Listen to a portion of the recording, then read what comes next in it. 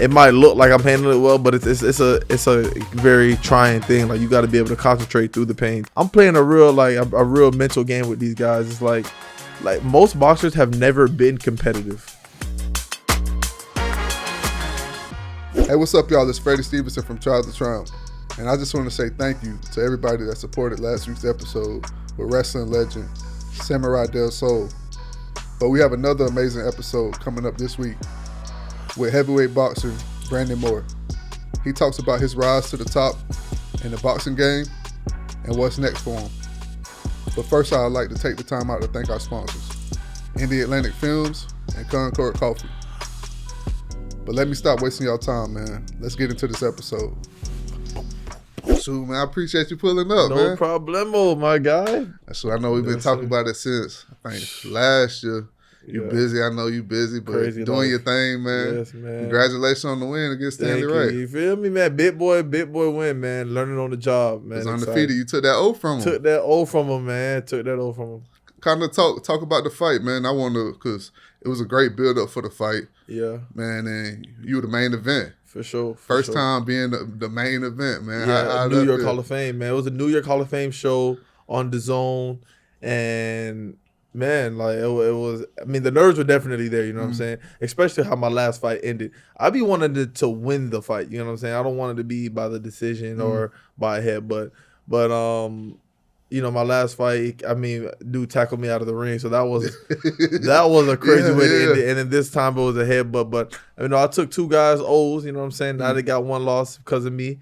And good learning experience, you know what I'm saying? I'm gaining a lot of learning experience that normal boxers never really got, for real. These cuts aren't like getting cut in a fight isn't as, you know, it might look like I'm handling it well, but it's a very trying thing. Like, you got to be able to concentrate through the pain type thing. Yeah, that's why I was wondering, like, the pain, but then all that blood dripping in your eye. It's not even the pain. It's that. It's like, bro, it's like, at one moment in the fight, I had complete control of the fight, you know what I'm saying? Then he headbutts me, and then you feel the blood, and you're not all the way concentrated now. Because you thinking about this, you got to outbox him, you got to change your whole style up. So it make it hard to see?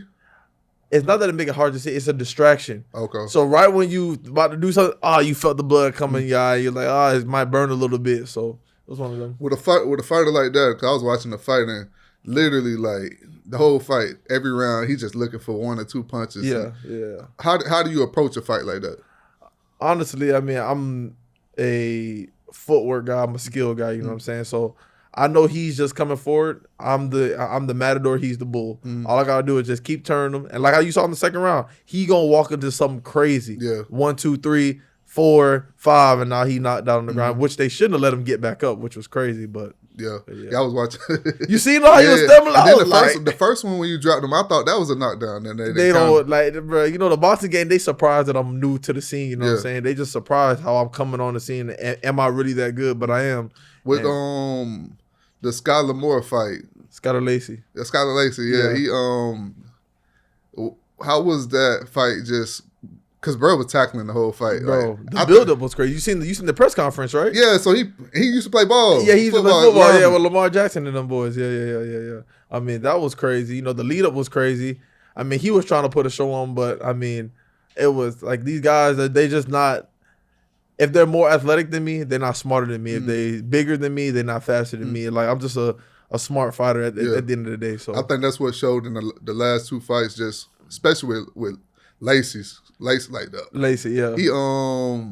He got tired early, bro, and he's an undefeated fighter. He just went to grab him. Cause when I start popping you with this jab, bro, I'm telling you, it make you rethink some shit, man. It make you rethink some stuff for real. Man, I was watching the fight. I was like, man, because after the build up, you know, y'all get into the little scuffle. And it was real. I'm looking forward to this fight. Yeah. I ain't really see you and Stanley Wright getting into it too much. No. He was a respectable dude. But Skylar Lacey was talking crazy, and then he grabbed you. So I was looking forward to that fight. And then, you know, you caught him a few times, and then I think I forgot which round he just started 6, 7 getting rounds. lazy, falling on you. Did you see when the ref took a point from me early in the fight? Yeah. Now they get that. I know, right? I mean, but I guess, bro, I make these fighters fight unconventionally the way that they would normally fight. I make them fight differently, and that's shown in the last two fights. Like, these guys, they resort to anything to be able to hit me because I'm moving away from them, or if I'm putting too much pressure on them, then they try to hold me. Man, I'm telling you, it's crazy. How frustrating is it in a fight like that when you trying to, finish a guy, but he keep grabbing you, not allowing you to get off? Extremely frustrating, bro. Like, extremely frustrating because they know I'm gonna get the knockout and they know I'm about to knock him out. But it's just a part of the game. Really, I'm taking all of these things as a learning experience. I know that I'm gonna be on the big stage fighting for a title, and that's what I'm preparing my mind for. And all these little steps in the way are little bumps on the road that I gotta make sure that I'm, that I'm there, making sure I'm not trying to skip any steps. You skip the steps, you're gonna have to go back to step 10 and make sure you regroup on it. So I just try to make sure I'm learning from every experience. Speaking of that, like you say, you had those aspirations to fight on, the big stages against some top heavyweights. Coming soon. What are the next steps? Because we seen you at the end of the last fight, you calling out Big Baby. Oh yeah. That's gonna happen. You know what I'm saying? Big Baby know I want that smoke. I tried to do it respectfully, but he came in the comments talking crazy. And I've been seeing the back and forth over the past few weeks. He's just a little kid, you know what I'm saying? Like, he make mistakes that, little kids would make. But I'm going to get that smoke eventually. We sparred in Houston one time, and it got kind of rowdy. And, nothing major. But, I need that smoke. He know I need that smoke, so it's going to happen. That's what y'all trying to happen. All I got to do is keep talking about it enough because they keep putting me on stage, right? All I got to do is keep telling them that I want that smoke. They're going to make it happen. Turkey going to make it happen. You'll make it happen? He going to make it happen. How you see that fight going for you? Bro, he a dog, so I'm not going to say he not a dog, but I'm a dog, you know what I'm saying? And I'm from Polk County, you know what I'm saying? So you got to show me 1,000 times in a row that you that dude. And how the sparring went, listen, mind you, like it was a competitive sparring, but, because I was getting a little bit of the better of him, he decided that, he wanted to, throw me to the ground type thing. Okay. We slammed each other to the ground. So, he had a whole bunch of people there. I didn't really have too many people there, but, Florida smoke is always smoke. For sure. Well, we want to go back to the beginning for you, just because you're from Lakeland, Florida. Yeah. Kind of talk about your upbringing and how it was for you growing up. Man, so really, I was born in Fort Lauderdale, Florida. Okay. Moved to Lakeland in the 6th grade.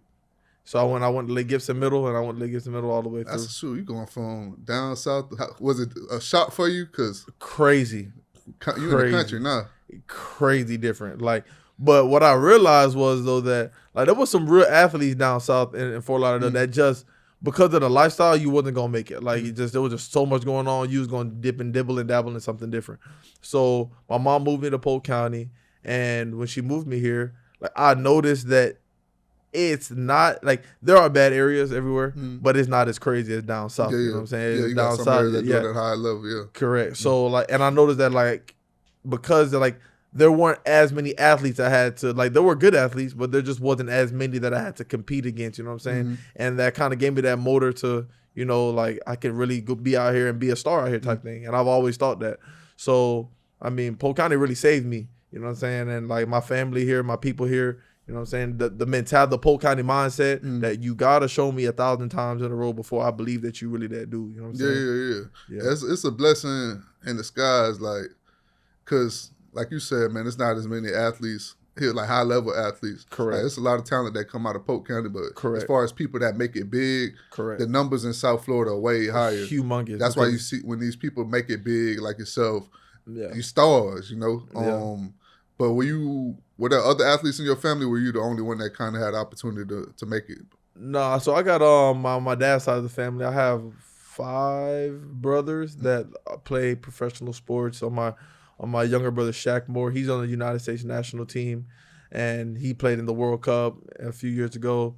I have another. He plays for FC Dallas right now. Used to play for Tenerife and Valencia. Okay.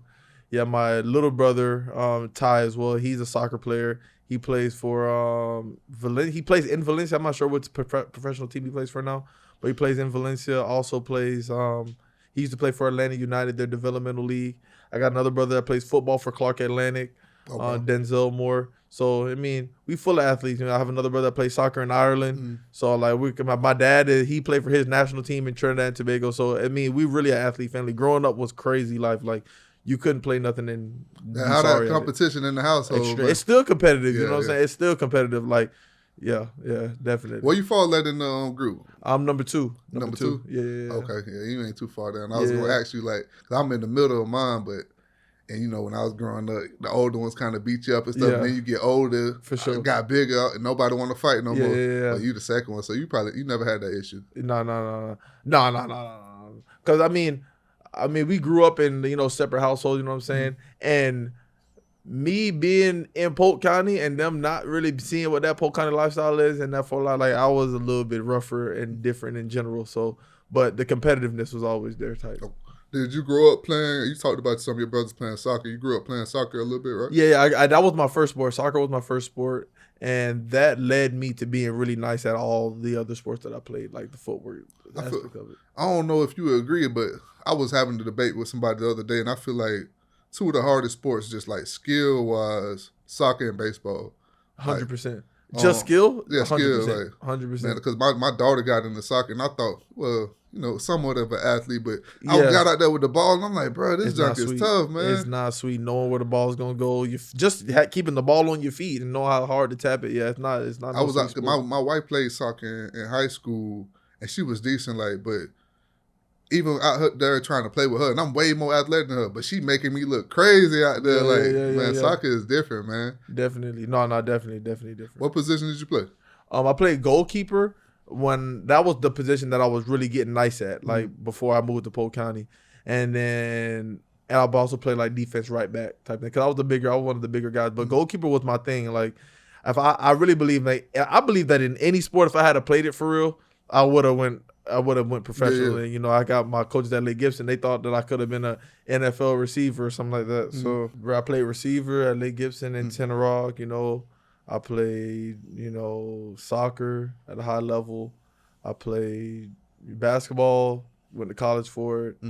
I'm a ping pong I'm an entrepreneur, you feel me? Explorer, you know what I'm saying? So, I really pool. I played it all. I played literally. And that's how it was in our household. When you got brothers, like, you got to keep us busy. And we were all close in age. So, like, my older brothers, I'm 31, so he's 32. I'm 31. My other one's 28 or 29. And then 16, so it was always one trying to get better than the other. Yeah. Well, when did you stop playing soccer? I know you played early on, but then you stopped at some point, right? Oh yeah, I stopped and I moved to Lake in 6th grade. Okay. Oh, so you stopped in 6th grade? Yeah, I stopped in 6th grade. And that's that when you went all in with basketball? Yeah. But like how my family is, and just in general, but like if we pick a sport to play, like we've been playing it at a high level since the beginning of time. So like when I say I played soccer till 6th grade, it may sound like a young age, but we were training as like professional athletes doing that at that time. Was it hard for you to stop? Like, did you want to keep playing? No, I didn't really necessarily like it. Okay. You know what I'm saying? So, because, I was around the boys all the time, and, soccer ain't that sport to be playing with the boys type thing.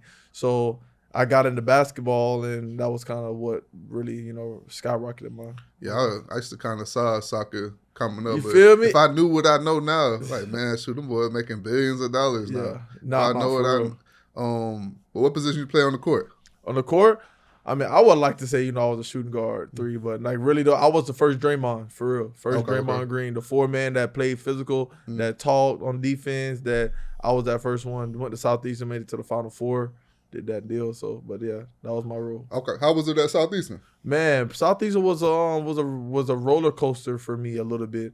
My first year I came in there. They kind of like gave me the floor. Like I was a freshman of the year there, did my thing. And then, but, kid from Polk County, I was wilding out a little bit. And, had my little ups and downs. But in this, Southeastern was, like, for basketball, man, it did everything it was supposed to do. And for lifestyle, too, you know what I'm saying? I met my wife there, so. That's what's up. You did you play all 4 years there? No, I played 2 years, and then I transferred to Cardinal Stritch in Milwaukee. And I finished my last 2 years there. Okay. Did you have any, like, pro aspirations for basketball? 100,000%, man. I really would have went pro, but just being young and not knowing what the process is, like being a professional athlete isn't something that's just an easy thing to do. It's really a lifestyle, and you're under the most scrutiny in the world at all times. So, and I didn't understand that's what it was. I thought that because I stopped, people were going to ask me to come play, you know what I'm saying? But that's not how it works. And there's a whole bunch of athletes. So being able to like the pro aspirations, like I had them, but I wasn't ready mentally to take it there. By losing basketball, made me understand how to make it in boxing, if that makes sense. Yeah. And once you finished up basketball, like this just in general, man. Boxing is a tough sport in itself, but I wouldn't even consider it a sport because most sports, like, Oh yeah, you can't play boxing. Yeah, you can't play that shit. But what made you want to get into boxing?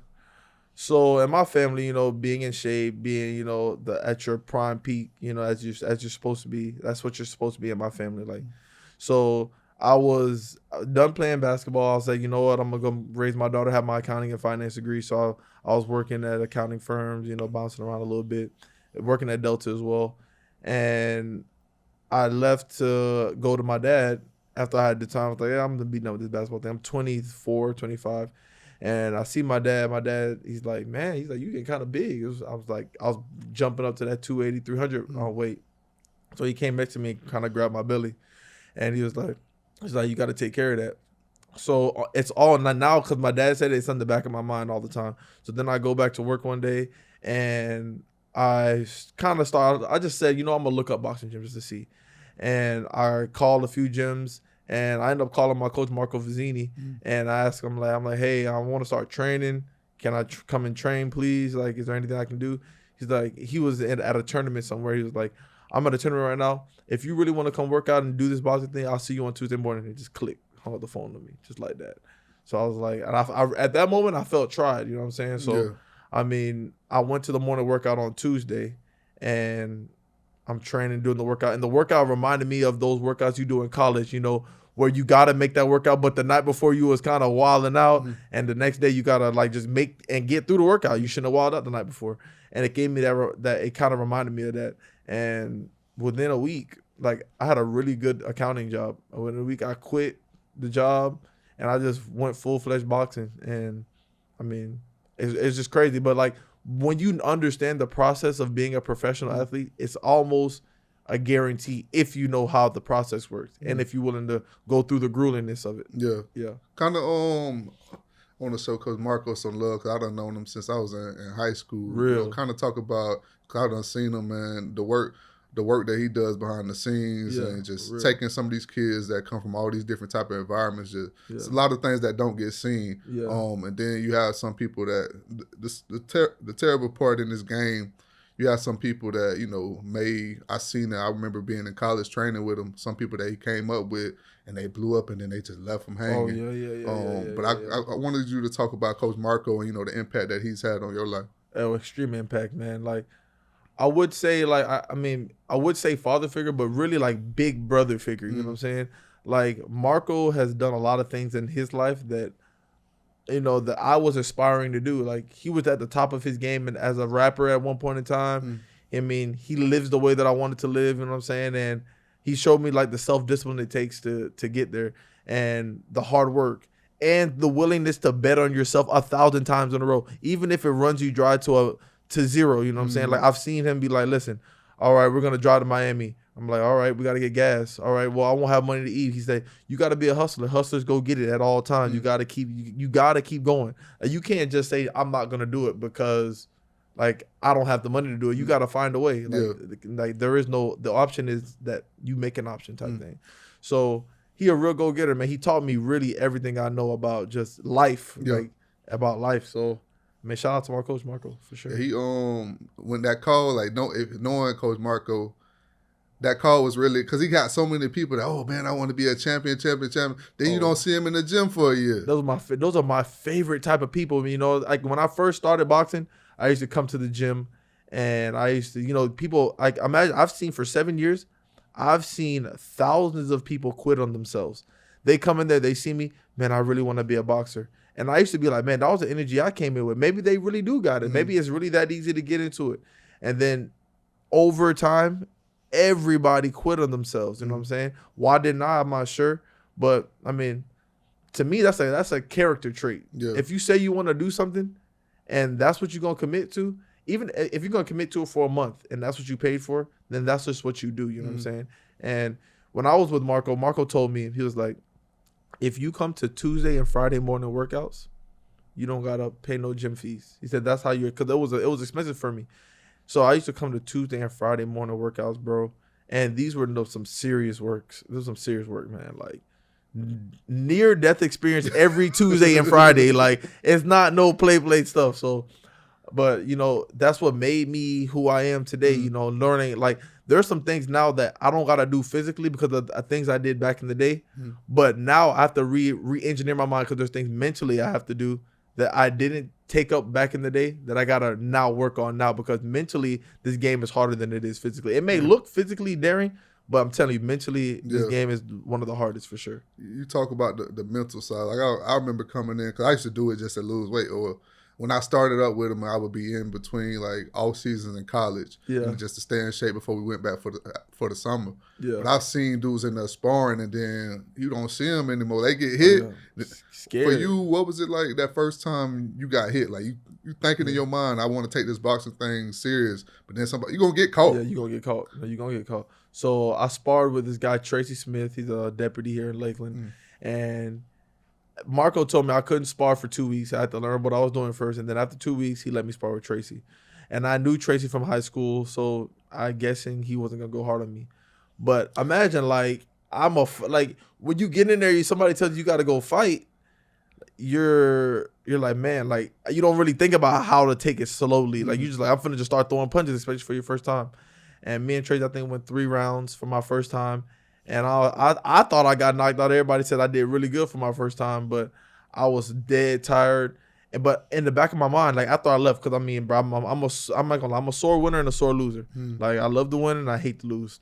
So I'm leaving the gym, and I'm like, bro, this dude is freaking 40 years old, and I'm 23 in the prime of my life. How is he beating me? And like from that thought, like I just really in my mind I was like, bro, there's just no way. It like, cause physically and if you add it up, it just didn't make sense. Yeah. So I mean, I just kept working at it. I said eventually I'll just keep getting better, and that's like Tracy Smith is really the reason why I got so much better. He sparred with me for like 2 years straight. I won, national qualifiers. I went to the Olympic qualifiers, got bronze in that. I won the Eastern qualifiers. I won Florida Golden Gloves, went to the National Golden Gloves, and this is true testament to the guys that just helped me. You know what I'm saying? Those real people that were just in there with me constantly. They were like, we'll see if he really wants to do it. And like I just kept proving it to him. We would like to thank Concord Coffee for sponsoring this episode. Fuel your day with Concord Coffee, Florida's favorite local roaster. Whether you're grabbing a freshly brewed cup on the go or savoring a latte crafted by our skilled baristas, Concord Coffee is all about bringing you quality and community in every sip. Visit us at our Lakeland or Gainesville locations, or shop online to get your favorite beans delivered right to your door. Start your day the Concord way, because great coffee isn't just a drink, it's an experience. Concord Coffee, where craft meets community. Make sure to visit concordcoffee.com to learn more. Yeah. You have a few guys in the gym now that are starting to make a name for themselves. I know he goes Hitman on Harris. Hitman Harris. He's doing this thing, and then Benji, he just finished with a knockout. Have you ever had a chance, see some of them in the gym? Definitely. So Marcus Hitman, like imagine he's been around me since like when I was coming into becoming the best type thing, like in the amateurs. Marcus was, right up under me, and it's crazy. Like when I look back at like a 2 or 3 year span where like I was working cutting grass and he was my helper type thing, helping me out do the deal. And I just remember us, like I'd be in the car and I'd be like, man, talking to myself like, man, I'm so upset that I'm just not the best. Like, and I'm like, this is the mindset you gotta have to be the best. And me telling him that, and then years come by later, and it's his chance, and he's at the same point that I was at when I was, fighting. And it's like it's crazy to watch that, like the game be soaked up and then be taken in. And then now Benji is right where Marcus was at when I first met Marcus, and now Benji's like, he's getting into the pro ranks. And I tell Benji this all the time. I'm like, bro, you're not a professional boxer yet until you take your first fight. Once you take your first fight, now you're a pro. Like, you're not an amateur anymore. It's a different vibe. It's a different game. Facts. Yeah. For you getting into boxing late, did you feel like you had to like move faster, or what was the thought process? Getting into boxing late, I knew that I moved better than the normal big guy. Because, you know, in the city, you seeing 6'5", 6'6" guys, 6'10" guys moving like guards. So when I'm watching these boxers, I'm like, man, these guys moving like Shaq. Like, they can't hit a free throw. I can hit a free throw. I can, you know, reverse pivot, layup. I can do layups. I can play basketball. These guys cannot do that. And that's what makes me different. Like, these guys are just big, slow, lumberous guys. You know, I'm athletic. I'm a guard to me. Yeah. You know, That's I'm a shooting guard. Yeah. And it always tripped me out when I'm at the gym and I hear people that, you know how people size each other up in the gym. And that always tripped me out when I hear people in the gym. They're like, oh man, that dude too big. I know, like, bro, how you know he can move? Like he can't do that. Like, imagine, like, if, I don't know what position you play, but imagine somebody, he might be big, but he can't get off the line. I beat you. Yeah, and there is nothing that you can do about it. So, like, I'm playing a real mental game with these guys. It's like most boxers have never been competitive. They've never really probably ever got into a street fight. They never played like one-on-one basketball and got destroyed and had to come back the next day. Like, all they do is kind of sit by themselves, and they never really have to worry about adversity or somebody going back at them. When you're in Polk County, the Lakeland and Kathleen, we talking trash. We playing basketball, we talking trash. We might see you at Simpson Park, we're playing one-on-one. If you get whooped, you got to deal with getting trash talk to you for the whole week until you get back to Kelly the next week. So, I mean, it did, yeah. You've been able to fight all over the world. Yeah. Is there a place that is like a second home for you? Like, when you fight there, it's like, man, this is my spot. I love fighting here. Man, Mexico, man. Mexico is the start of my career. So, Mexico, they did me right, man. They called me Black Mexico. They put banners. They put a whole street sign on the highway for me. I was in Monterrey, very, very nice part of Mexico. I mean, I met El Jefe, Eduardo, and I met the guys. So, you know, Mexico is my place, you know. I mean, that's my thing. They called me the Modelo man. I was out there, you know, busting down Modelos, so it was a vibe. You a few years ago, you had your first fight where you took a loss to Torres. Yeah. We'll talk about it a little bit off the camera. Kind of talk about that at the time. You know, you're on top rank at the time, and it's a huge fight for sure. How were you able to respond? Because since that fight, man, you've gone on a crazy rampage. But walk us through like your mindset after taking that loss and ultimately getting to where you are today. Hardest part, man. That was the hardest part of my career for real. Like, that's what led me to start my own podcast for men's mental health awareness. Because I didn't believe in that as much, but that fight showed me what taking things really serious means. You know what I'm saying? That's one thing that I did see from Richard Torres. Like, I'm a fighter because I was brought up like this, and like maybe the skill of it wasn't there. And that's what I was talking about earlier about the mental. But Richard was the work, putting in all the work, the hard work guy, always coming, showing up. And that's what he taught me. I haven't missed a day ever since I fought him. And that's what I lead with now, preparation. I don't know if you've noticed lately, I haven't been, you know, posting too much about, you know, all the wild, crazy life. Like, all I'm thinking about winning, being focused. And that's what he taught me. Like, really, like, he really showed me that you don't gotta be not classy to be a good fighter. So, and not that I wasn't being classy, but that's what he showed me, and that's like how to be a true winner and whatnot. But we're gonna get that fight back again, though. Yeah, for sure. You gotta get your get like back. I got my. Hey, listen, right now, you know, I got the belt. I'm in the top in the rankings. You know. I'm not saying that they're babying him, you know, but if you look at his opponents, his few opponents, you know, I'm his only undefeated win that he took, you know, so I'm just going to make an argument for it. Yeah. You've seen boxing take a turn, like early, back in the day, you know, with the powerhouses like the Ali's and so even the guys like Hearns, you know, those legends. Back then, it wasn't really an issue to take a loss, like, because they're going against, you know, great fighters every week. But then for a period, it was fighters that didn't want to take risks because they were scared to get that old messed up.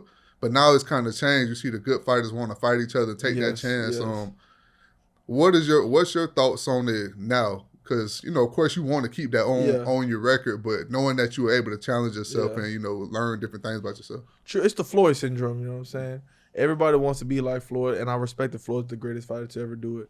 But you got to take the tough fights. Floyd fought tough fights. He fought, you know, guys that he could have lost to, you know what I'm saying?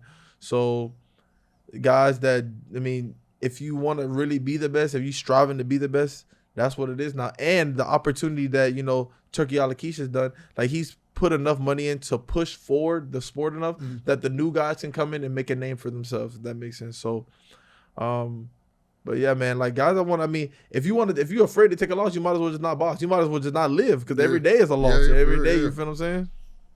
Yeah, that's real. You feel what I'm saying? Like, I mean, you go outside, you deciding to win or lose. Like, just going outside is winning, but just the environment of outside, you could take a loss. Yeah, I love to see the young fighters today just taking that risk. Like Devin Haney. Yeah, taking that risk. You ain't never finna hear me talk down on it, because it's like you still doing this at the highest level. Correct. And if you take an L, you took it to an elite fighter. Do you know, like, so a lot of people, they talk about the Richard Torres fight. They say I didn't look, as sharp, but I thought I was gonna win that fight. Like, I 100%, like, most people, a lot of people had been offered the Richard Torres fight. Even now to this day, a lot of fighters just don't take it. Like, I really took it off the whim. Like, I didn't negotiate. I didn't do anything. I was like, oh, this is what it is. Let's make it happen. And like, there was no second guessing what I wanted to do. Like, now knowing that, right now, understanding the business of the game, maybe I would have done it a little bit different, maybe the same, but I'm from Polk County, bro. You gotta show me. Like, you gotta show me. You gotta show me. That's what I want to get into as well, like, because you see so many boxers, because it's a business.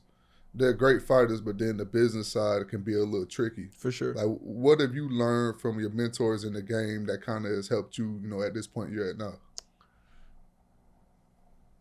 What I know is that you can't do any of this boxing thing by yourself. And what I'm about to say is really, really hard to do, but you have to go with the people that started with you. Even though they may not know as much, even though, they might even make mistakes, but they have the best interests for you. Like, if you get new guys in your corner, it's obviously all about the money. You know what I'm saying? Yeah. So if you got guys that just, if like, imagine I won my fight, there's a flock of people, wanting to be on the team. You just got to keep those same guys around you, because this is a leechy sport, because I'm a fighter, people want to be around me and talk to me and do their thing with me. So that's how that goes. I love that. And that's what I'm all about, winning with the people that believed in you from the beginning. The beginning of time. It's cool, and I don't hold it against nobody. Like, some people may not have known about you before, and this world of, when you're building a brand, is about getting your name out there, because there's a world full of people that don't know about you. But like you said, 99% of them just only want to benefit off of you. You know what I'm saying? It's going to be some days as a man where you going through it, If you just want somebody that only want to benefit off of you, like, what do they really bring to the table? What are you doing with me? Yeah. And I'm sure. Like, after you took that loss, as a competitor, just as a man in general, I remember when you take losses in sports, man, it's human nature. You're going to question yourself. You're going to doubt yourself. A person that don't care about you, they not even going to care. Exactly. To even, like, bro, I'm telling you, I lost a lot of people. I lost a lot of people after that Richard fight. So I definitely understand the feeling, man. Like, and boxing isn't like, basketball, football, any of these other sports that you can just go play again. Like, once you take that loss, like, when you take that loss or win, like, you went in there and a little piece of you didn't left the gym, like, left the ring that day when you went in there. So you really, it's not like you get 100 opportunities to do this. It's not like you get to practice fighting all the time, because you can lose in the gym type thing. So it's like, it's a very, touchy thing. With after the fight, of course, you with Salida now. Yeah. How did you feel when your contract wasn't renewed with Top Rank? Did it kind of bother you? No, actually, man. Honestly, I was happy that it didn't. Yeah, that's what I'm gonna ask, because I don't know if you could talk about it. If you can't, we'll cut this out. But a lot of fighters talk about how they feel like Top Rank don't really promote them well. Yeah, man. I'm not even sure what I'm allowed to say. I'm allowed to curse on here. You say what you talk. Be yourself, man. All right, well, maybe you could cut this, but fuck Top Rank, man. You know what I'm saying? Like, because really, no, for real. And listen, and this is a dog eat dog sport, so I respect them. So they're really good people. But and you're supposed to get thrown to the wolves. Yeah, you're supposed to get thrown to the wolves. Like, you're supposed to win fights, and then two wolves have to fight. But what they wanted to use me instead of promoting me. But I could really be, because you can't say it for sure now, but I could really be one of the best American heavyweight prospects, and I am right now to do it. But what they did was they put Richard in a situation to where he couldn't lose. So even if I had won the fight, like, I think that they wouldn't have given it to him, because the Pachinga Center was 60,000 people there to see him, and Like it was just it was crazy. But yeah, man, Top Rank, they wanted to use me to fight Richard from the beginning, and then I went on to they wanted me to fight another fight after that, and I was like, what about rebuilding me? Because when you take a loss, bro, that does mess with your psyche. Yeah. Like it messes with you. Even till this day, like even my last fight, like you always are thinking about like, yeah, this is a real sport. This is real shit that you doing right now.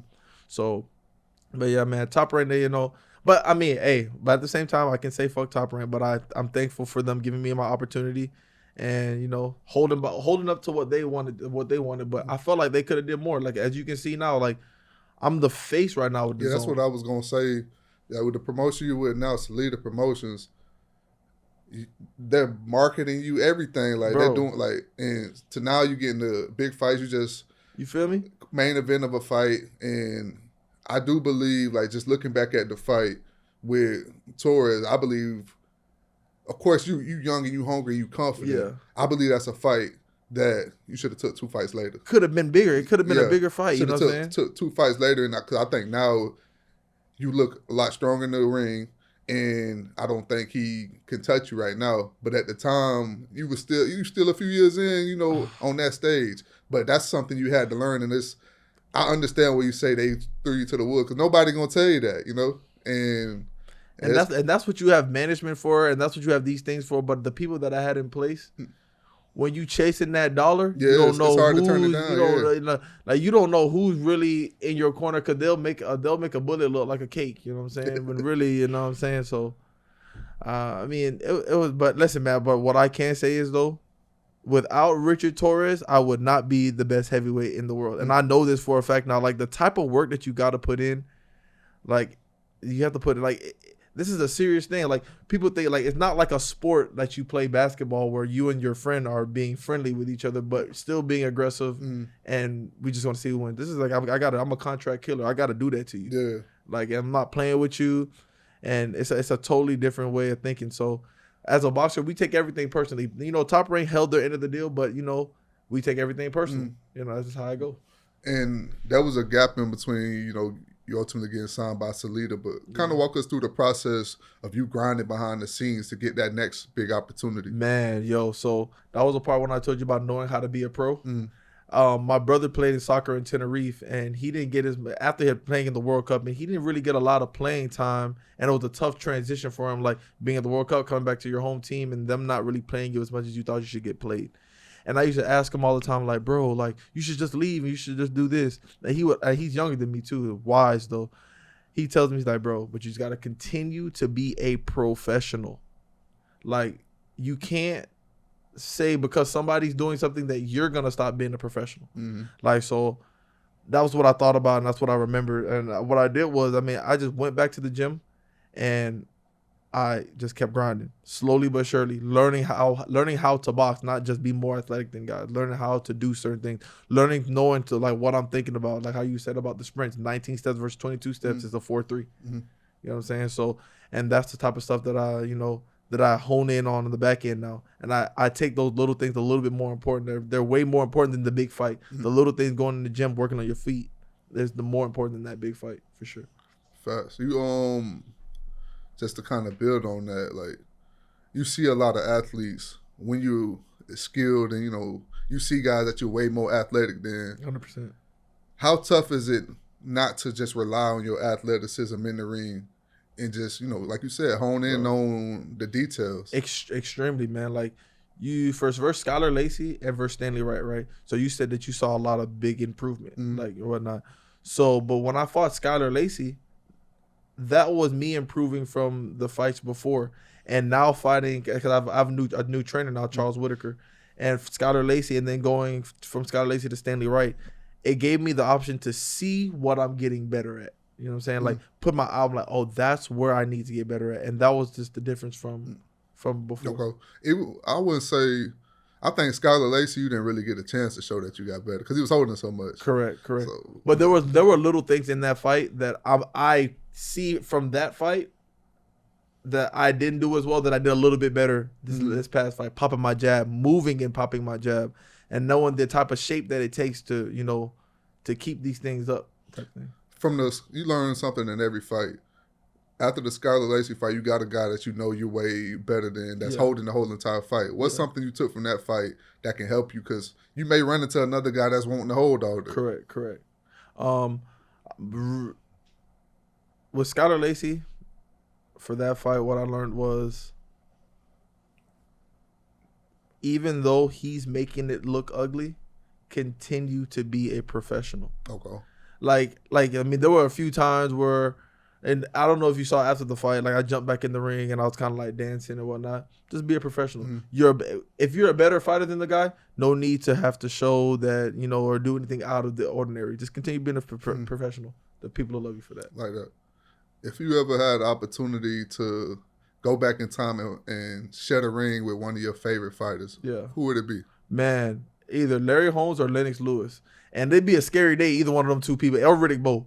But all three of those people, man, that's a scary fight, yo. Riddick Bowe, that's a monster for real. You feel what I'm saying? And I'm trying, what's crazy is I look at these guys' stature. I'm like, man, there was, 6'4", 6'5", 230. I'm like, damn, I fit the bill.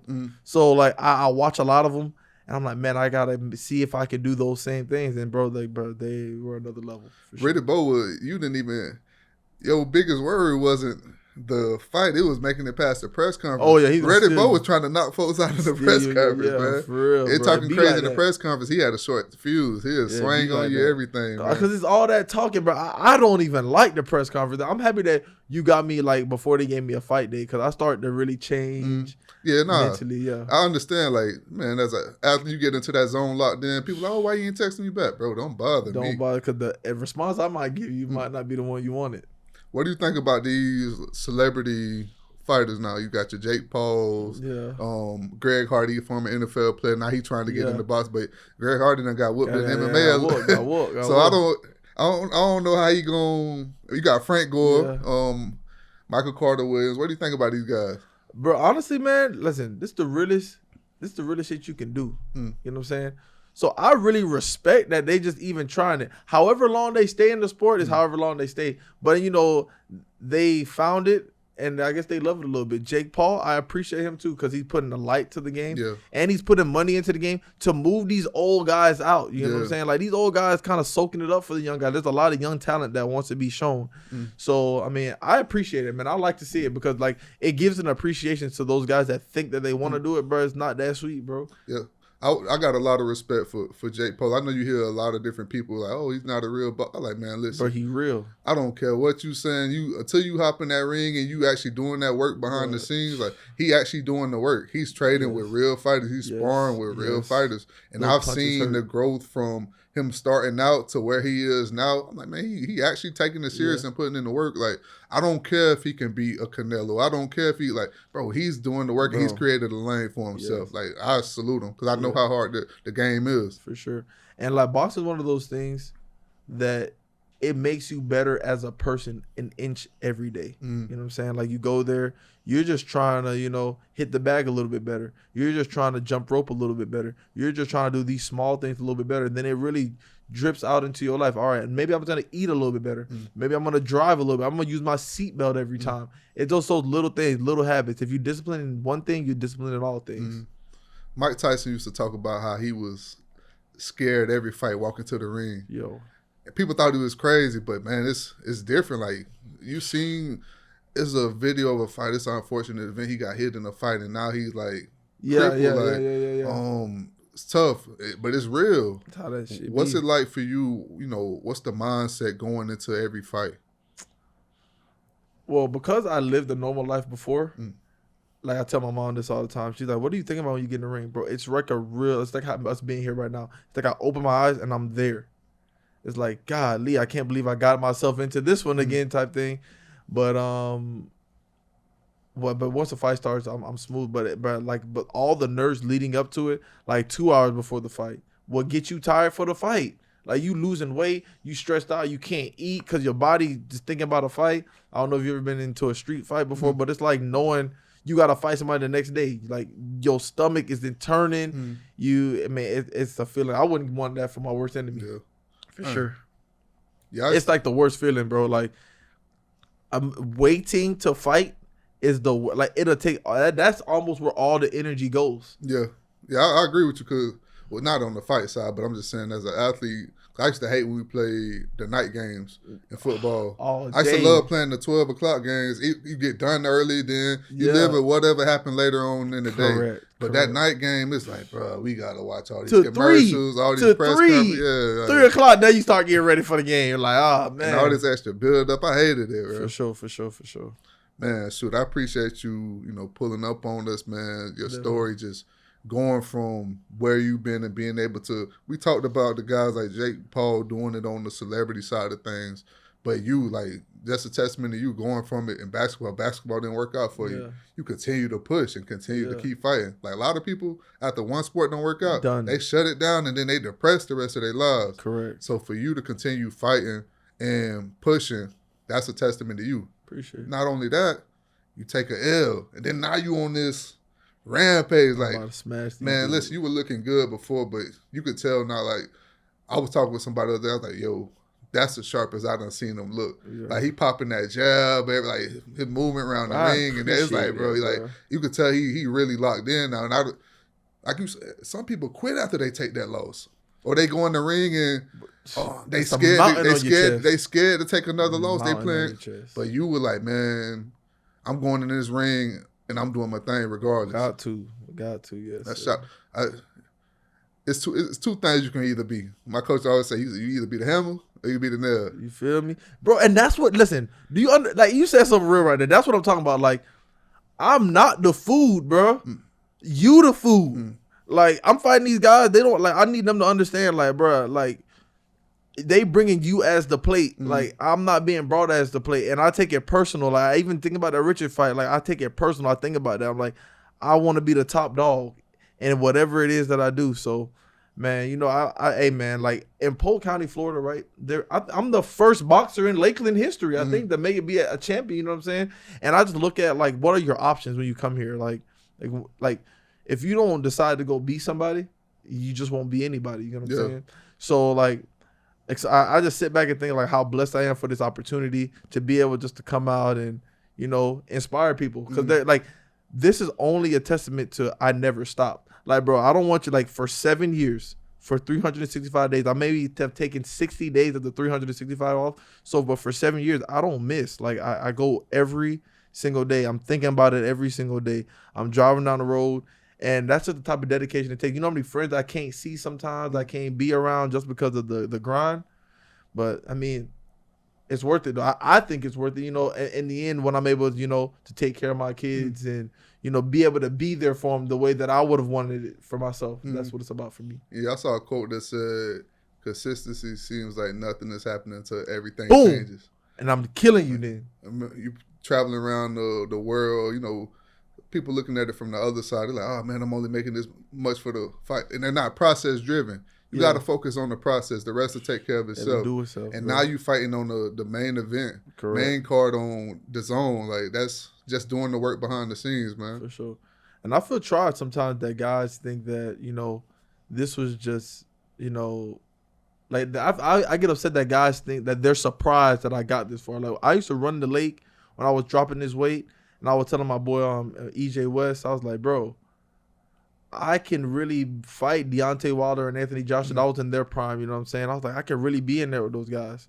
And 7 years later, like, I'm in conversation to be one of those guys, you know what I'm saying? And, and it's just a... What's the guy, Timothy Bradley? Oh, yeah. He used to show you love. Yeah. He showed me a little bit of both. At first, he thought I think he was just unconventional. Because some people, I look at it from the positive side, because, and in sports, when your coach on you, he's like, I know you can be great. Correct. So I looked at it from that side. It's I appreciate that. Because you see it, like, in the last, it's like, man, every time I done seen him get sharper and sharper and sharper. So you doing the work behind the scenes. Every time, bro. So I would have loved to hear his thoughts on the last fight, because you look way sharper. Like, every fight. You see me this next fight, I'm going to be such another level. Because even my last fight, maybe I looked sharp or whatnot, but I was going with a new thing. I was like, maybe I need to get bigger, faster, stronger. But I got bigger, and bro, this next fight, you're going to noticeably be able to be like, dang, I might be seeing one of the best heavyweights that I've ever seen. And the last thing I want to talk about before we get out of here, we talked about, the process of, like, trying to cut for a fight. I've had people come on and Some say it's a distraction. What are your thoughts on it? So I'm a heavyweight, so cutting weight doesn't really apply to me. It's more of a self-discipline thing. But when I fought at 200, that's a real lifestyle change. You got to eat a certain way, be a certain way, get your cardio in. You got to have your sauna suit. You got to be ready, man. It's a grueling process. And for the guys that have to do it, I salute them, bro, because that's really the hard part for boxing. But for me, it doesn't really matter. But this fight coming in, I'm definitely gonna drop 20, 30 pounds, and it's a grueling process. I got to change my whole diet. It's not eating 3 or 4 times a day anymore. People think that eat 6 times a day and that's gonna be what makes you lose the weight. No, not eating 6 times a day and go running 3 miles is what loses the weight. Like they said, there's a healthy way to do it. The healthy way to do it is go run. Yeah. What is, if you had to choose between speed in the ring and agility or power? Because when you got more weight on you, you're going to have more power. For sure. But when you're smaller, you're moving around the ring, more fluid. Which one would you choose if you had? Man, speed. And I've tested both of them. Speed. Okay. Speed. So we're gonna see the fastest version. You're gonna see the fastest version of me, bro. Like you're gonna noticeably be able to tell it. Like how you like. I like to hear the feedback from the people. Like you telling me, man, I looked a lot better this past fight, and I know what I worked on, but I know what I also didn't work on. You know what I'm saying? So now I know I'm like, okay, I need to be in this type of shape to be able to keep up this pace for people to continue to say, the performance was a good performance. Yeah, I'm looking forward to seeing you at that lighter weight. Because we've seen you at the heavier weight, but you feel what I'm saying? I just feel like in any sport, any game, speed kills. You man. get what I'm saying? Speed like imagine kills. I look like I'm trying to look like Chad Ochocinco out there, ripped up 220, 230. Yeah, we looking forward to it, but man, I appreciate you pulling up. Appreciate on you, my guy. Yes, sir. Yes, sir. Good vibes. So Freddie, we're in a new location because we're filming some pretty fun content. Yeah, man, it's my first time ever in an Airbnb. I've seen a lot of movies with a lot of, stuff that goes on in the Airbnb, so I've always been scared of them, but we're here today. Oh, yeah. It's Airbnb for filming purposes and as well as, like, being able to stay somewhere is always a go-to, especially, when we're in a football town. Yeah. That's all I'll say about that. But, no, man, I mean, we're going to get some good interviews in this trip. And then this is playing at the end of the Brandon Moore episode, which was super, super. I mean, I always say it's super fun. But, Brandon. We interview a lot of great, interesting dudes, man. Oh, it's yeah. always fun. Well, Brandon was a cool dude. He's just, I think that's the cool thing about everyone that we've interviewed is, they've all been, super cool dudes. And we haven't really, had, a dud where someone shows up and you're like, all right. You're just here to get an interview, most of them are pretty genuine guys. I mean, Brandon, you guys say in the interview is he's pretty open. Yeah, so. great personality, very confident guy. So yeah, he made it easy for us. And coming for that heavyweight title soon, hopefully. But no, I mean, we're recording 2 weeks from the last time we recorded. Our last time we talked was 2 weeks ago because I had to go on a trip last week to Boston. Saw my Patriots stadium and facility area. That's what's up, man. Went to the pro shop. That's what's up. Checked out Gillette. Went to the top of the lighthouse. Looked at the whole stadium. It was pretty dope.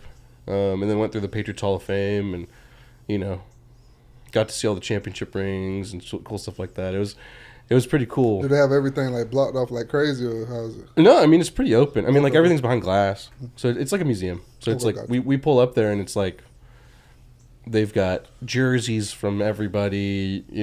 People from this past season, people from a while ago. They had Campbell's #1 jersey from the draft, which was pretty sweet because he dropped first round. Drake May's jersey from last year, one of the games. It was pretty cool. I mean, and a bunch of old stuff from back in the day when they were the Boston Patriots and stuff like that. And then went there for a Tyler the Creator concert, which was pretty dope. Lil Yachty was Tyler there. Creator, he nice. Oh yeah, Yachty too. He behind the scenes on a lot of great records. Only I think Yachty. I didn't realize how good he'd gotten because I listened to him when it was cold in Minnesota, when he was Lil Boat. It's funny hearing you say that because I had one one of my best friends, like, he has a song whenever he's beating you in the video game. And whenever he was whooping us in Madden in college, he would play "It Gets Cold Like Minnesota." Yeah, no, he played so I all. used to hate that song. That was the thing too. Was like I didn't think he was gonna play those songs. Like he did. He played that. He played. What was the other one? I can't remember. Oh, Poland. Take the walk to Poland. It's that's a newer song, but it's like it's viral on TikTok. But and then he played all of his like good music. Like that music back then was just like, I would say it's like 6ix9ine or something like that. Where it's like the music's not amazing, but it's just a good Catchy, vibe. Yeah. But now his music's like he actually puts a lot of time into it. So it was cool seeing him be so excited. It was the crowd in Boston was just massive. Like seats, it was sold out. Seat was packed. It was the loudest I've heard a stadium in a long time, specifically for Tyler. And he did a great job. Sound like you had a great weekend. Oh, it was an amazing time. It was the middle of the week too. It was like a Wednesday. Oh, snap! It was Wednesday last week. Man, it said a lot when you can sell out a stadium in the middle of the week. Oh yeah, he sold it out twice, and he's doing MSG this week. I mean, he's just I grew up listening to him. Yonkers, all that stuff. Like he's probably one of my favorite artists of all time, and I'd seen him before, but the experience wasn't great just because it was at a festival. But seeing him as like the headlining act, he is a great performer. But that being said, so much stuff has happened in the last 2 weeks. Summer League officially has started. Our guy Walt's cutting it up. Balling, man. We knew he was gonna ball, but like he's playing really well. I'm glad he ended up in the situation. Like, everything happens for a reason, but you just, of course, people are going to say it's still early, let things play out, but you just watch what he's doing and how he's been dominating in Summer League. It's like, everybody that passed up on him, y'all look stupid. Oh, yeah. And we said it right before the draft, There's a history with these guards, these shifty guards that can shoot threes and have a knack for, defending the ball at least a little bit. Steph Curry, he's one of those dudes that like he tightens the screws when it's playoff time. I'm very interested to see what Walt can do in an 82 game NBA season when he's being, hounded by like these large wings. Yeah. But he's in a good spot to really flourish. But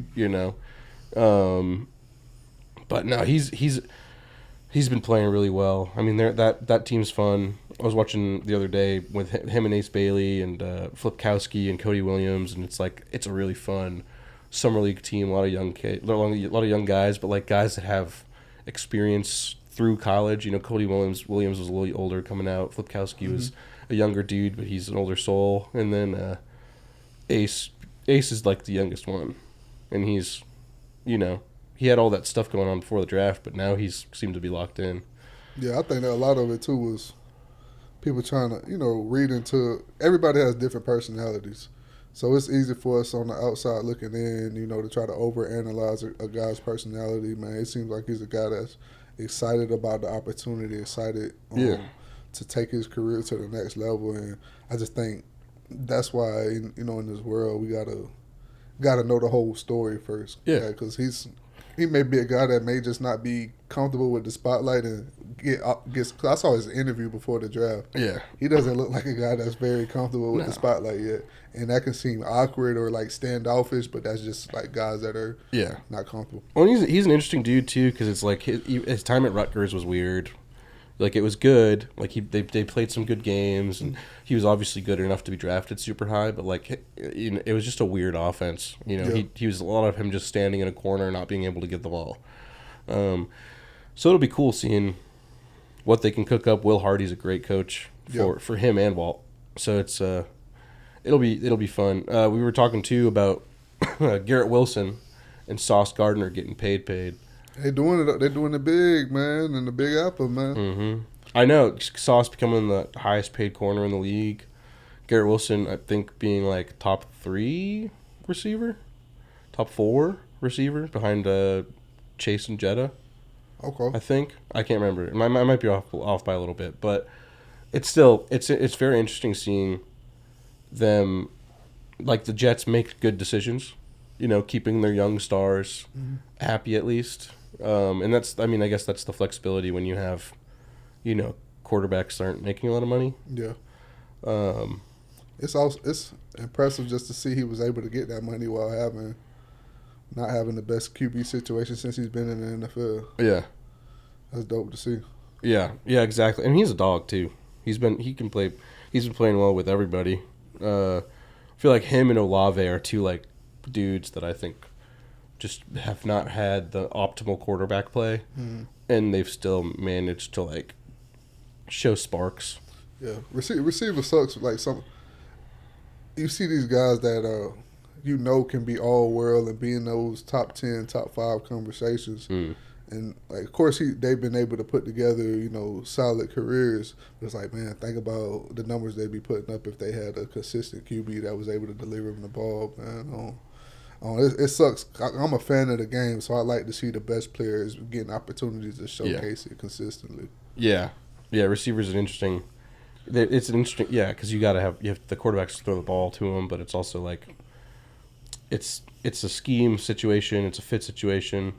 You see these wide receivers constantly get overlooked or moved to different situations. I mean, that's the most intriguing thing to me is when you see like a receiver like not have a good first 5 years and then like pop off, almost like an Emmanuel Sanders, where it's like he has 5 seasons in Pittsburgh where they're okay, and then he goes to the 49ers and the Broncos and like does something.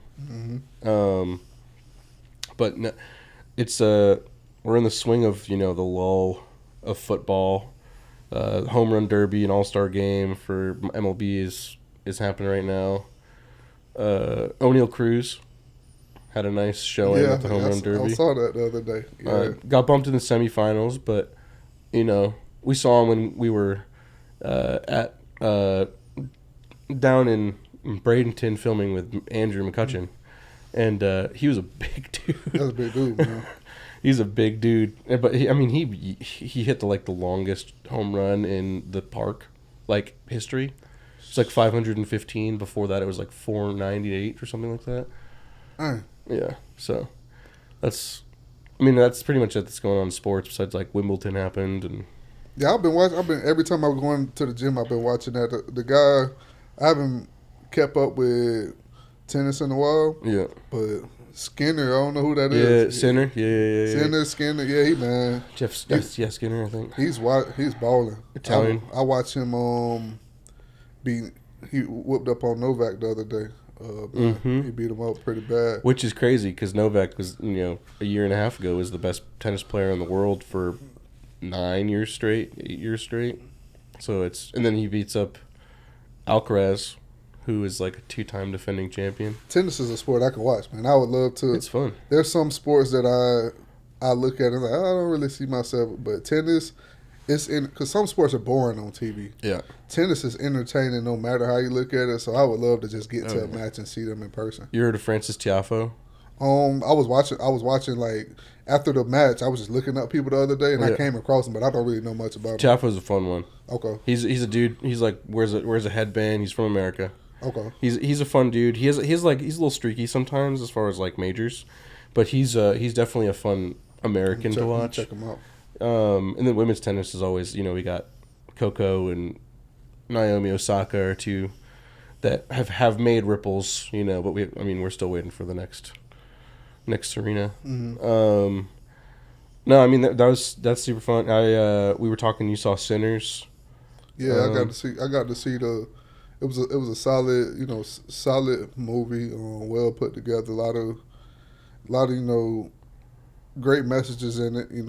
Ultimately, like myself as a person of faith watching it, the theme, with the vampires in the film, ultimately the devil can't enter into your life unless you give him permission. Yeah. And then you see, spoiler for people who haven't seen it yet, I'm sorry, it's streaming on HBO Max. Go watch it because we finna spoil it right now.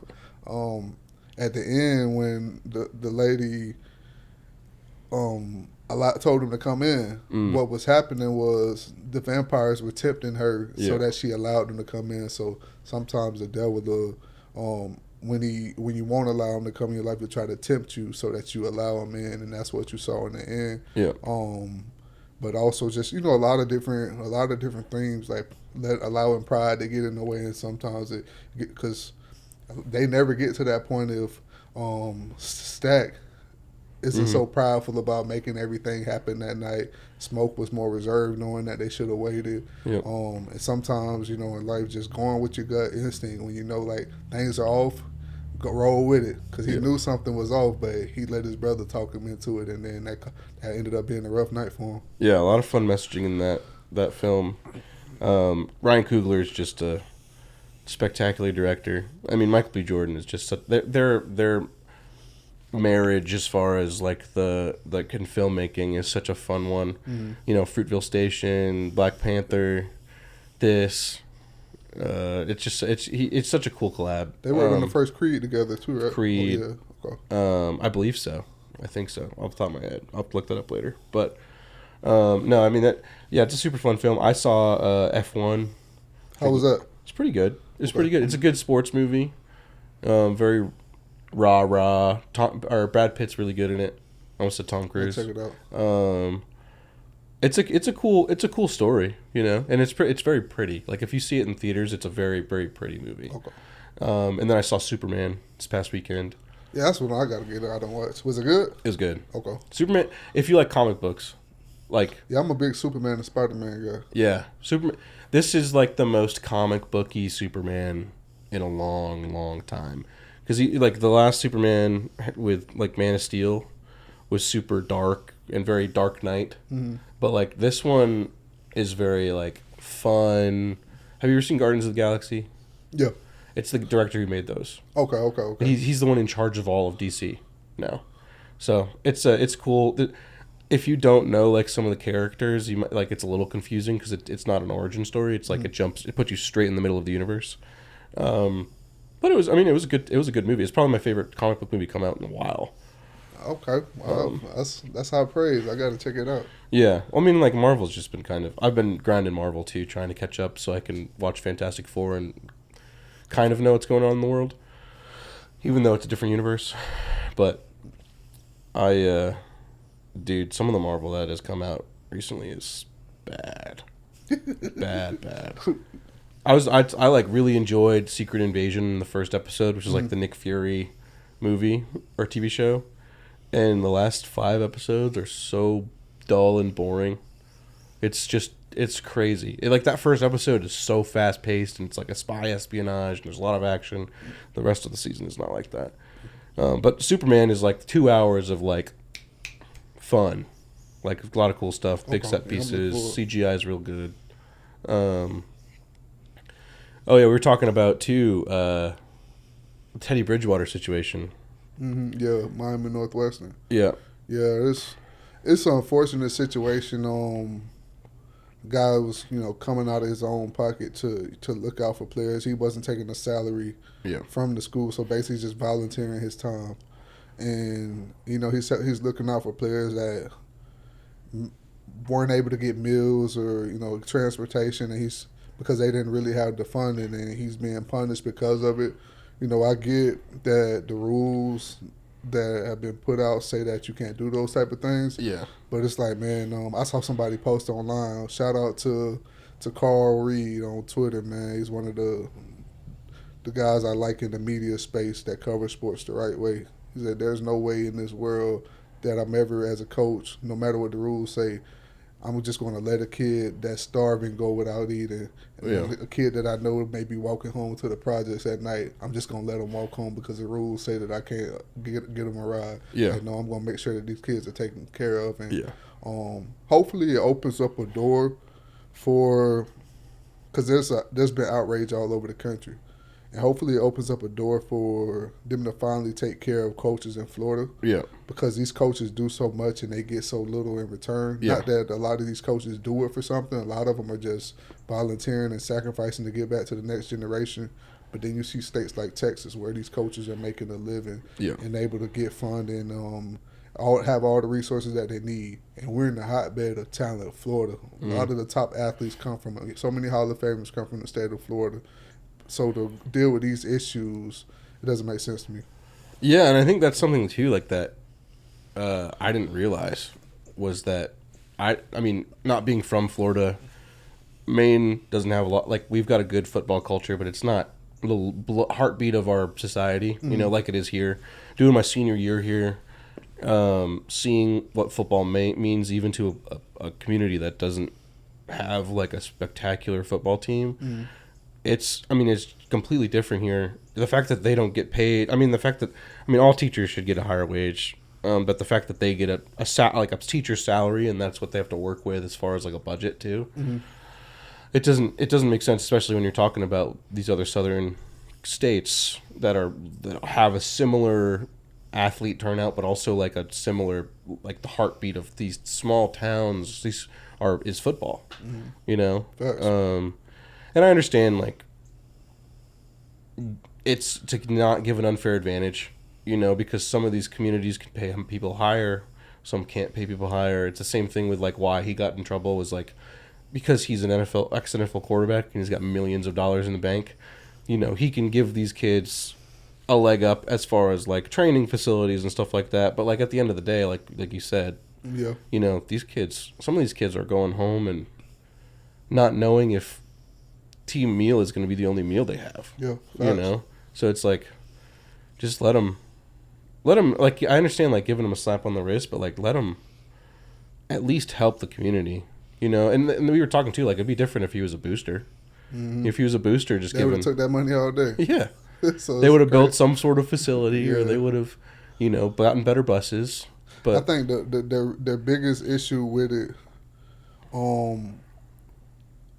is the ego involved from the administration standpoint. Yeah, because they're showing you at this point that it's never truly been about the kids. It's been about ego and power. Yeah, and when Teddy Bridgewater went out and started saying that he needs support from the community and stuff, and he's had situations where he would call out the current administration at the school. Yeah, I think they were trying to send a message to him like you're not bigger than the program. And the worst part about it is these kids get hurt in the process of y'all trying to prove a point. Like that's a high school situation, man. Like the movie Mean Girl. That's what it is. Like, come on, man. We better than that. Yeah. Yeah. It adds a nice wrinkle to, or not a nice wrinkle, but it adds a wrinkle to the Lakeland game that happens week 0 though. So we'll see how that all plays out. We'll see how long he gets suspended. If it's indefinitely, if it's a couple games, you know, he'll be at least somewhat around the team, you know, worst comes to worst. But no, it's interesting because you see like so many people not care about these kids, and then, you know, he's punished for caring about them. That doesn't seem cool. Trying to think of what else has been going on. Really ain't too much going on at the moment. No, we're in a weird lull. Yeah, it's a weird lull. Yeah, I think we're next week's episode should be. Actually, I don't even know who it is, so I won't say it. But I think we're football guys. Yeah. So. Do you want to give yours? Yeah, I'll give mine. My football guy. He's from. I won't say my hometown because I'm not from there, but he went to the same high school as me. He's a Bartow. Well, he didn't even go to the same high school as me. Let me start this over. My football guy is from Bartow, Florida. He's a Union Academy legend. He's from Bartow, Florida, and I played football at Bartow High School. He played at FAMU in college. Mm-hmm. Ken Riley, he was just recently inducted into the NFL Hall of Fame. Played 15 seasons in the NFL and secured over 65 interceptions. And this is when the NFL didn't even offensive teams didn't run the ball at the time. It was like they were scared. They were scared to run the ball. Like the motto was run fast because we don't like to pass. Like I don't. But really, like he got 65 interceptions in a time where teams were lucky to throw the ball at him 10 times. Yeah, 65 interceptions back in that day, and he was doing it with the kicker face mask, man. You know the kicker face mask they used to have on Madden with the one single bar. If you the face mask that if you go into a brawl, they catching you smooth and everything that you got, that face mask. But Ken Riley was a baller, man. I just hate that it took so long for them to induct him into the Hall of Fame. I would have loved to see him get his flowers while he was alive. They waited until he passed away, and there was a lot of pressure from outside forces to kind of get him in there. But when you take a look at his numbers, 65 interceptions in the time that he did it, think about what that would have been in a time like today when it's a heavy pass league. Yeah. So I hate that he didn't, get to receive his flowers while he was here. But that being said, he's an absolute legend. No, that's a great pick. Mine's also a DB. Used to love watching this guy. Used to hate playing against this guy as a Patriots fan. 2-time Super Bowl champion, Malcolm Jenkins. Okay. He's a dog, man. Yeah. He's such a fun. Not a fun to play against. Especially during the Bounty Gate stuff. Like he would take people's heads off. But he started with the Saints, right? Mm-hmm. Okay. Saints, Eagles, and I think he ended with the Saints. I believe. I can't remember 100%, but he's just a fun. He was just a fun guy to watch. Only made 3 Pro Bowls. Every time I think about Malcolm Jenkins, I think back to that game when they were playing the Patriots in the Super Bowl, and who is it that's coming across the middle? Brandon Cooks. Brandon Cooks. He's coming across the middle, and I think didn't that put them out of the game? Yeah, Brandon Cooks didn't play. He didn't play for the Patriots again after that. That set the tone for the entire game. Yeah, no, that's what I'm saying. Like, he was not fun to play against. I have to just give credit where credit's due, man. Like, he legitimately, he lost the Patriots the Super Bowl by putting Brandon Cooks out. Brandon Cooks was our best receiver. He had, 1,000 yards with us. That was Tom Brady's only weapon besides, some of these other dudes. I don't even think Jules was playing that Super Bowl. Hey. And that was just a tough one. But he was a dog. He was. He hit hard, covered well. Played a bunch of different parts of the backfield. Always had the double horseshoe tattoo from his fraternity. Yeah, that thing always scared me, man. I was like, when I was young, I was like, what's up with that arm? I didn't even the reason that I thought of Malcolm Jenkins was because I saw it on a football player. And I was like, what does that mean? I can't remember what that means. I looked it up and I saw it was a fraternity thing. When I was young, I thought it was something wrong with people's arm. I was like, is that a kind of tattoo? Like what's are people branding themselves as a tattoo thing? But it was just he was in a fraternity. Yeah. Also, we were just the guests we just had in. We were talking about DBU. Went to Ohio State, which is the arguable other DBU specifically. It's out of Ohio State, Florida State, LSU, Bama. Yeah, especially nowadays. Florida try to mix themselves in there, but it's like Florida. Yeah, I think LSU definitely has a case, but also I think they're more wide receiver you than anything. Them and Ohio State. I think Florida State benefits from who has the most Hall of Famers. Most Hall of Famers and good amount of Hall of Famers. Most Hall of Famers. We just got what? LSU? Leroy Butler. We got Deion Sanders. We got a few others. Oh, Ohio State or FSU? Yeah, who has the most out of those 4? Ohio State, LSU, Bama, and FSU. That's a good question. Florida State has 5. Ohio State has 10. Nope, it's not Florida State. Oh man. Bama probably has a boatload. 8. So Ohio State. And then what was it, LSU? Mm-hmm. LSU has. It's gonna be hard to beat 10. 6. Yeah. Okay, Ohio State. Yeah, Ohio State makes sense. Dang. And they're probably gonna get more too. Just thinking about who. Yeah, it's just it's a football factory, man. Yeah. Which all of them are, but I feel like Ohio State at every position puts them out consistently for sure. Yeah, Ohio State, they're the consistency in the Big Ten. They rival. The only thing that they rival is SEC schools. So, yeah. But no, man. I think that's everything. Just want to thank everybody for listening, watching. Want to thank our sponsors, Concord Coffee and Indie Atlantic Films. And I want to thank you guys for watching because you know, without you guys, we wouldn't be able to do cool stuff like we're doing now. See ya.